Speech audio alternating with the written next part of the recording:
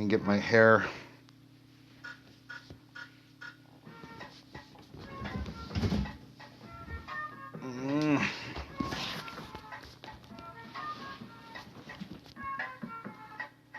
Is that too? Where? There we go. No, that's not good. Hold up.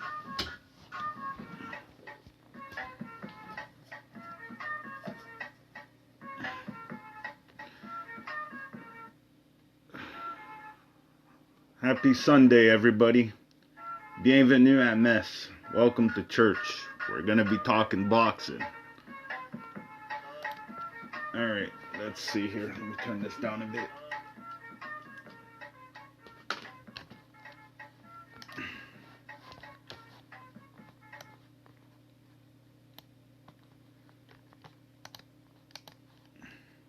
Alright.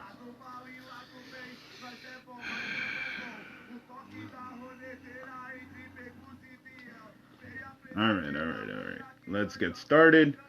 As usual, we'll talk about what went down this weekend, and then we'll take a look at what's coming up.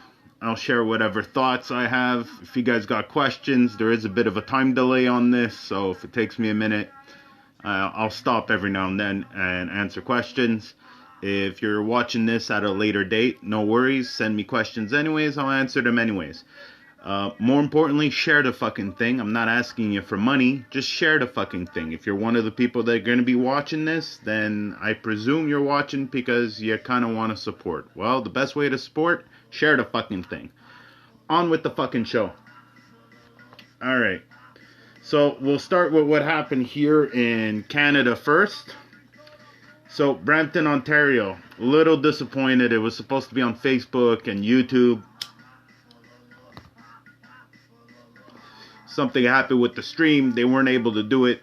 So I had to live through Twitter and whatnot. It's a dab shame because it sounds like it was a good card. Cruiserweight Brock Stump. I gotta learn how to say these people's names.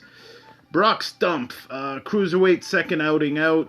Successful. Looked good. Apparently, I had a few people in the room tell me they were impressed by him. So I'll take their word for it. We'll see. Hopefully on the next one they'll be able to televise it. Super middleweight, Ryan Young. Lightweight, Josh O'Reilly, 15-0, continues. Solid fight. Fought a guy that was like 36-33 and like 4 draws. But as you know, I've mentioned before on my shows, if somebody's got draws, then usually that, it's a sign that the guy's a tough nut. That being said, middleweight, Sandeep Bhatti. He had a pretty good fight. It was for a title which, to be honest, I hope he's not paying sanctioning fees for, but it's going to look good when he writes something up for sponsors and whatnot. A little early, 6-0. I'm never a fan of a guy that hasn't had at least 10 fights fight for a minor title, but it is what it is. There's plenty of middleweights out there, so you got to be careful when you start talking about the words champ and calling yourself champ. That's just my advice, but it is what it is. Super welterweight Brandon Cook came back and did so in expeditious fashion. Good comeback fight. Hopefully on the next one we can see him in something a little higher level. Maybe get some world attention. Get a world ranked opponent would be interesting. But happy Brandon Cook looked good. That brings me to the Golden Boy show in Mexico. Messed up. I gotta admit it's pretty messed up because it's a whole different thing. They did it in a bullfighting arena. There was dogs were allowed, so there was like random dogs in the crowd, which between you and me I kind of liked. But kind of a sparse crowd, but it was a solid, like they had a lot of freaking fights. We didn't get to watch them all, but for the ones we did get to watch, it was interesting. Cano Ortiz, damn man, both guys looked worse for wear. That being said, Cano did pull out the win. Yeah, it is what it is. We'll see what happens with Cano in the near future. I got a feeling I'm saying his name for a reason. Friday, USPN, MTK, from the UK, Liverpool to be exact. Rocky Fielding looked really good against Abdallah Paziwapazi. Oh, Jesus. Paziwapazi. Abdallah Paziwapazi. Say that 6 times fast. So, Rocky Fielding, just beautiful highlight. If you go to my Instagram, it's on there. Also successful super middleweight, Martin Murray. I'm a big Martin Murray fan. If you don't know Martin Murray, look into him. Also lightweight Terry Flanagan, looked good. John Quigley. There was a couple solid fights to pay attention to on that card. Good show overall. Salt Lake, Utah on UFC Fight Pass. I really hope this isn't what the future of UFC boxing will look like, which we will talk about in a minute. But that being said, it was a DeBella Entertainment co-promotion, and Junior Fa heavyweight. He won the WBO Oriental heavyweight title against Devin Vargas. Devin's a small heavyweight, and he's definitely a crafty dude because he got knocked down at one point and went the distance. Or I don't even remember if it went the distance. But point is, he got knocked down at one point, but he spat out his mouthpiece. Just an old tricky vet. That being said, Junior Fa being 18-0, I'm not sold. He kind of looked out of shape and sloppy in there against Vargas, who he should have just smashed in 2 rounds. I dare say if Junior Fa fights any Canadian heavyweight, he's doomed. Yeah, so that's it for the Salt Lake, Utah. Utah is not really a boxing town, but it is what it is. So, let me just double check here.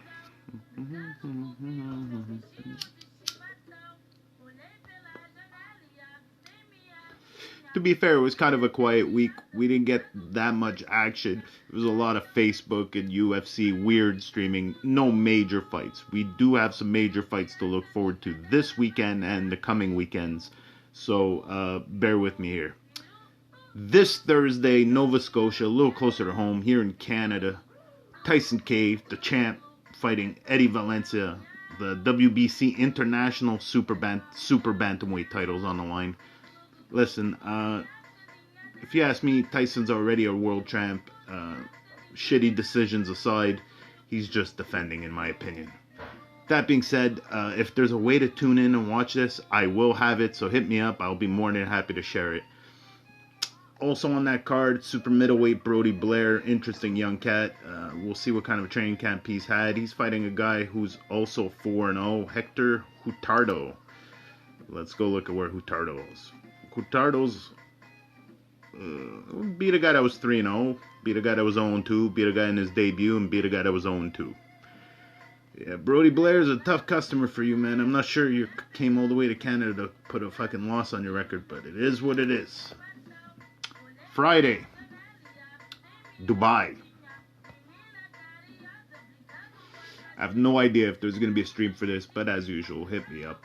I will more than likely know whether or not there is. There's a bunch of fighters on here I don't know. Super Bantamweight, who's 28-0. Thomas Ward. Super Flyweight, Wasim, who's 9-1. Super Middleweight, Vahinder Singh, who's 11-0. I know nothing about him, but he's fighting a guy who's 33-14. We'll see. More importantly, the reason I'm mentioning this at all, Super Lightweight, Jack Catherall. He's fighting Timo Schwarzkopf. Timo's 20-3. Jack is 24-0. He's an interesting super lightweight. As you know, we have a bunch of super lightweights here. He's 24-0 with 13 KOs. He's fought primarily in England. You ask me, he's good, but he ain't Eve Ulysses good. So, but it'd still be nice to see him here. Friday, also in the UK, ESPN, Sky Sports, MTK. I don't even know if this card is happening. It's supposed to be in Bethnal Green, London. But on BoxRec, none of the opponents are named. The 2 names I would pay attention to on this, though, if they are fighting, O'Hara Davis, 19-2 super lightweight, and Mohammed Mimoun, who's 21-3. That being said, if they haven't found opponents, I'd love to see those 2 go at it. It's a hell of a fight.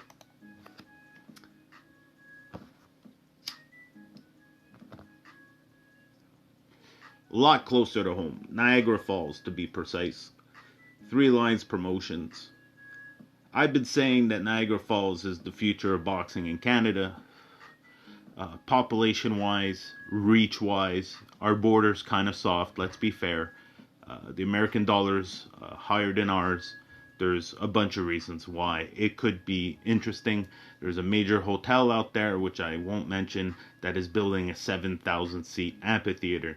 So I see the town in a progression, and to be honest, it'd be a good boxing town. That being said, Kevin Hickson, super welterweights in action. Super lightweight, interesting young cat. Lucas Batty, 6-0, looking to make it 7-0. He's fighting a guy who's 29, 12-2. This is a big step up. I've said it, guys with draws give me the heebie-jeebies, so you gotta be careful about them. Next up, middleweight Antonio Napolitano. I don't know much about him. He's 4-0, but he's going up against my boy, the Professor, Kenny Cherry. 2-3, but at one point in time, Tevin Farmer had a really shitty record too. I've pointed this out to several people because Kenny is a true student of the game, and 4-rounders losing decisions are kind of, I just think he'll do better in when he's doing 8-rounders and 10-rounders. That being said, he's got to put a couple wins together on some 4-rounders. No easy days for Kenny Cherry. Without a promoter, he's facing a guy who's 4-0 instead of a guy who's 29-12. But that's what it is. My man Kenny's going to do work, and if you're from this town, you should be supporting him too. A couple of other fights on there, but let's just skip ahead. Quebec City. Promotion shall remain nameless. Marie-Eve Dicaire is fighting. She's defending her title. Michael Zuzki, which I believe should be fighting on the world stage, is fighting a guy who's 19-0. And it's for the IBF North American welterweight title, WBO, NABO straps. So that being said, being successful here, I could predict hopefully some interest towards Michael Zuzki. Sebastien Bouchard, 18-1, fighting Ayaz Hussein, 13-1 for the NABA welterweight title and the NABA Canadian welterweight title. I don't know what the difference is, but that being said, still an interesting small title. Both guys are at that point in their careers where record-wise it's the proper thing. Ayaz has been away from the game, but at the same time, Sebastien Bouchard has not been the most active fighter. So that being said, Ayaz is a freaking beast. I don't want to pick a winner. I hate local fights, as you guys know. Supposed to be on there too. I haven't heard word of otherwise, but let's just say I have a sneaking feeling for the WBA title. Raquel Miller versus Ibarra. Light heavyweight Dieudonné is fighting Devin Tomko. Seyi is a tough customer, 7-0. Devin Tomko is also a tough customer, 7-0. I compared it to a Ferrari heading off up against a Mack truck. Here's the thing. There's going to be a loser in this fight, and the winner is going to earn it. So I predict out of all the fights in that night that this might be the most competitive one. Chan Thompson, Dave LeBlanc. Yann Pellerin is fighting Maximiliano Corso. Simon-Pierre Adé. Marie-Pierre Hull is also fighting. Quebec City, the 23rd. All right. Let's go back to watching on TV. Sky Sports. Hold on. Let me take a little break here. Let's see.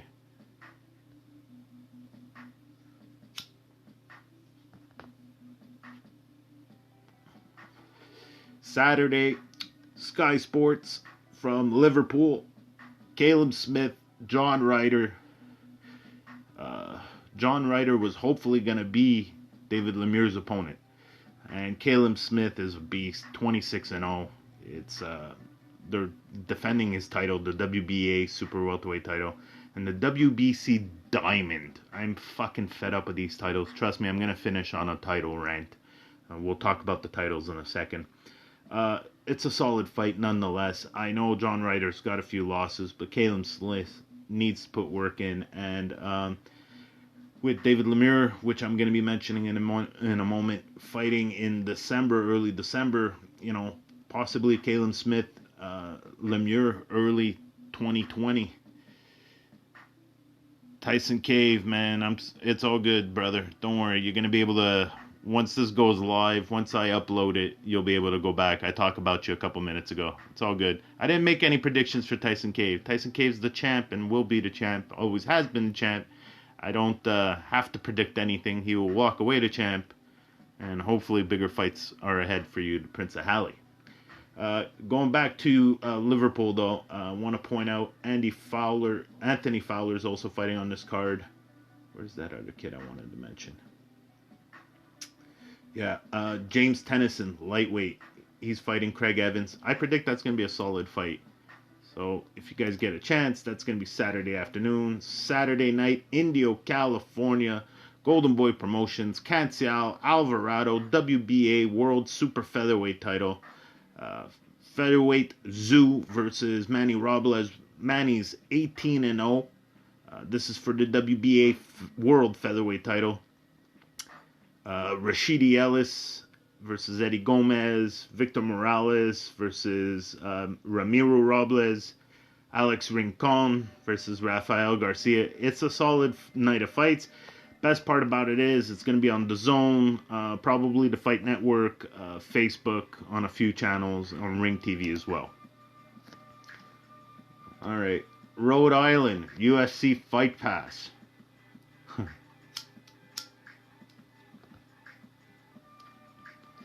There's a whole card here, but the only reason I'm mentioning it, it's because it's still pending approval, but Peter Manfredo is supposed to be coming back, so I'm not too sure if he should fight again. If he needs the money, I kind of get it. But fuck, man. Peter Manfredo Jr. Fighting in Lincoln, Rhode Island on UFC Fight Pass should the commission approve. So as of yet, they still haven't approved. Speaking of guys that should stay retired, now super middleweight Kermit Cintron is going to be fighting in Pennsylvania. There's absolutely no streams of that. If I do find a link, as usual, guys, you know what to do. He's fighting a guy who's 18-26. Kermit's 39, 6-3 now. Here's the thing. Yes, he's retired, but he is the kind of name I would want to feed to some of our super middleweights. All right, so the big one, Saturday, Las Vegas, Nevada, Deontay Wilder, Luis Ortiz. Let's go with the undercard first. Listen, there's a whole afternoon of fights here. I don't know what we're going to be able to see. But there's a bunch of interesting cats who are like 10 fights and under on this that I'm interested in. But we'll skip ahead. Super featherweight Leo Santa Cruz versus Miguel Flores. WBA Super World Featherweight strap on the line. Leo Santa Cruz, he's a fan favorite. Tune in, that'll be a hell of a fight. Also, Super Bantamweight Brandon Figueroa, undefeated, 20-0, versus Julio Queja. Queja's a tough customer. That will be for the WBA Super Bantamweight title. Bantamweight Luis Nery versus Emmanuel Rodriguez.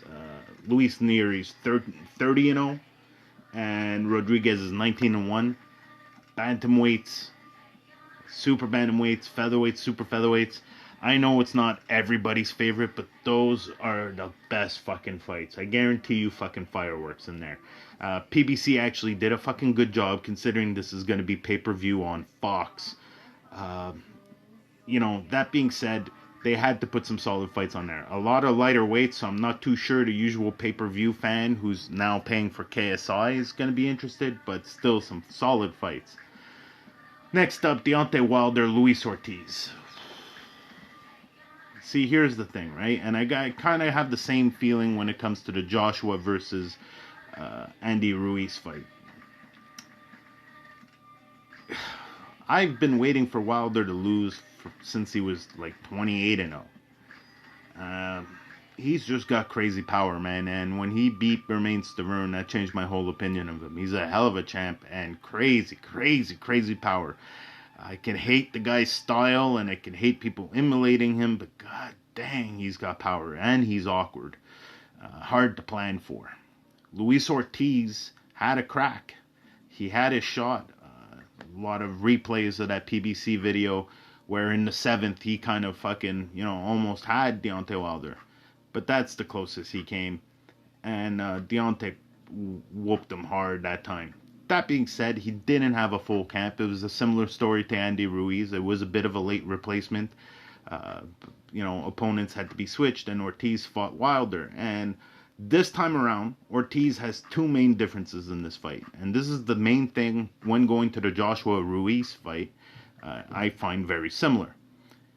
Previous to this fight, they didn't understand what it was to sleep a whole night. They had bills, they had problems, Now, I'm not saying all their problems went away, but they got a whole new set of problems. But those old problems are gone, right? And they're sleeping at night. They're sleeping good at night. For the first time in a long time, Luis Ortiz touched some big fucking money when he fought Wilder. Same goes for Joshua versus Andy Ruiz. Andy Ruiz touched the first big money of his life in that fight, and he got the straps. Now, it didn't go that way for Ortiz, but the same is to be said. He's comfortable now. Things are a little easier. He can train in peace. And then on top of that, if you look at him, the same thing goes for Andy. They're both in tremendous fucking shape. And part of that is because they got the money to spend on fucking trainers and now being relaxed about things and not having to fucking bother with finding sponsors and sponsors calling you, and money is flowing in now as opposed to leaking out. You're fighting with a different mindset. And for Andy, he did it. So he's got even more incentive because he knows he can do it again. If you've done it once. As for Luis Ortiz, if he can hold on to that 7th round as a positive thought, it's possible. It's not out of the realm of possibility. This is boxing. I've bet against Deontay Wilder every single fight. And other than not changing how I think, that's the only reason I'm going to pick Luis Ortiz to win. I want Luis Ortiz to win. That being said, Deontay Wilder, so goddamn awkward. Going to be a hell of a fight. I don't know how many of you are going to pay on pay-per-view and how many of you are going to steal the stream. But, pay-per-view, I really hope it dies. PBC, I hope you know what the fuck you're doing. Before I get into my rant at the end of this whole thing, just a couple quick shout-outs. KO Boxing, December 6th, Edmonton, Alberta. Stan Cermax, Alexander Votienko, I hope I said his name right, and a few others. But more importantly, the real deal, Ryan Ford, fighting on Canadian soil for the first time in a long time. I'm happy for him to have that advantage. And yes, it is an advantage when you're used to going to fight in countries where people don't even speak your language. So, good on Ryan Ford for fighting at home. Good on KO Boxing for making that happen. I am happy, happy, happy. Hopefully there'll be a way to watch that. And of course, as you guys know, I will have the fucking link. Speaking of links, punchandgrace.com. If you can't make it to Montreal, Saturday, December 7th, we've got a major fight going down at the Bell Center. Boxing is back at the Bell Center. I could not be happier. Hasn't been there in over a year and a half at least. Solid card from Eye to Tiger. Gonna be available, like I said, on punchandgrace.com. $11 a month. The way they've been going, I believe they did 11 shows or 12 shows last year in 11 months. So yeah, no matter what, you're covered. Then on top of that, you can rewatch everything, and there's fight footage and documentaries, and I'm on there a couple times. You can check that out. So that being said, featherweight Martine Valia-Bisson is making her pro debut. Avery Martin Duval, Raphael Courchain, Metzer Germain, Lexan Metzer, Sandra Dinak-Mendov, Kim Clavel. 3 massive heavyweights.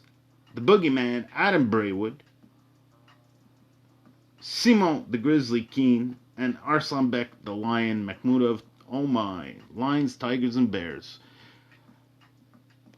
You would think that's enough. And, P.S., Makhmudov is fighting the Nigerian Nightmare, Samuel Peter, for the NABF title. I know you're sitting there going, what? Samuel Peter, he looked horrible his last fight. I don't care. We need a guy that can do more than 4 rounds against what Arslanbek does to people.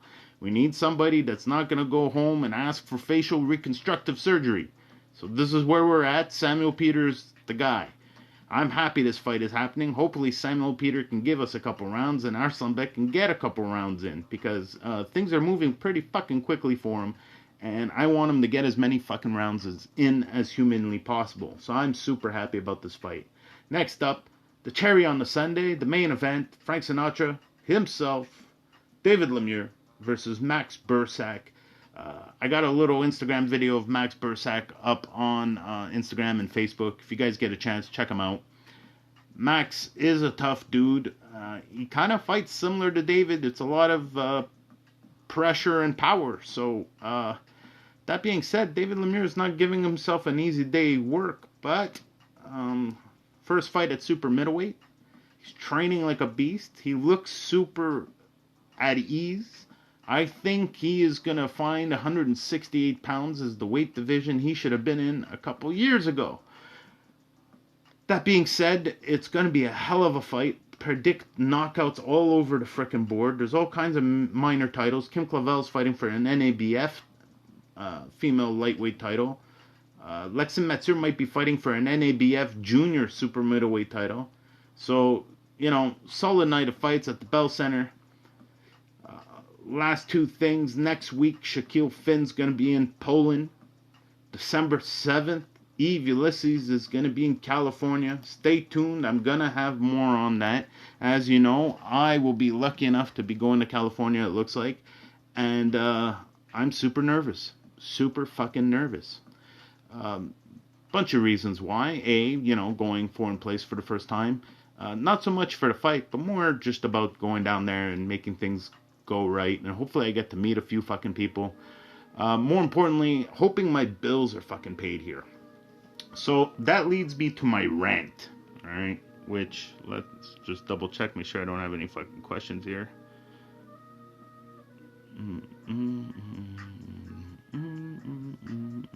Already mentioned.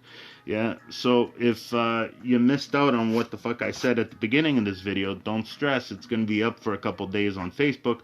I'm also going to attempt to share a version of this on YouTube and Instagram. We'll see how it works out. The last time on Instagram, the picture showed up kind of fucking small, so I wasn't really happy with it, but we'll see.